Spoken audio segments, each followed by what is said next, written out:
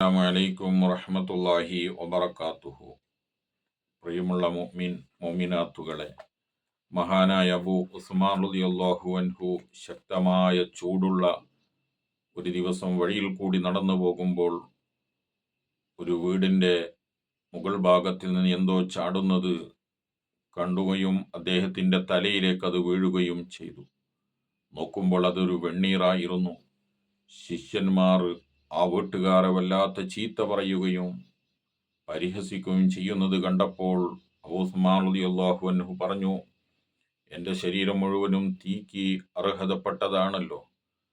ഇപ്പോൾ എൻ്റെ തലയിലേക്ക് വീണത് വെണ്ണീർ മാത്രമല്ല, നിങ്ങൾ ചീത്ത പറയരുത്, പരിഹസിക്കരുത്, അത് സാരമില്ല എന്ന് മഹാനവറുകൾ പറഞ്ഞു കൊടുക്കുകയുണ്ടായി. എത്ര നല്ല സ്വഭാവത്തിൻ്റെ ഉടമയാണ്. നമ്മളാണെങ്കിൽ അടുത്ത വീട്ടിൽ നിന്ന് എന്തെങ്കിലും നമ്മുടെ സ്ഥലത്തിലേക്ക് വീണുപോയതിൻ്റെ പേരിൽ നാം അവരോട് പിണങ്ങി നിൽക്കാറുണ്ട്, അവരെ ചീത്ത പറയാറുണ്ട്. അല്ലെങ്കിൽ ഒരു കടലാസ് അപ്പുറത്ത് നിന്ന് എറിയുമ്പോൾ ഇപ്പുറത്തിലേക്ക് വീണതിൻ്റെ പേരിൽ നാം ദേഷ്യം പിടിക്കാറുണ്ട്.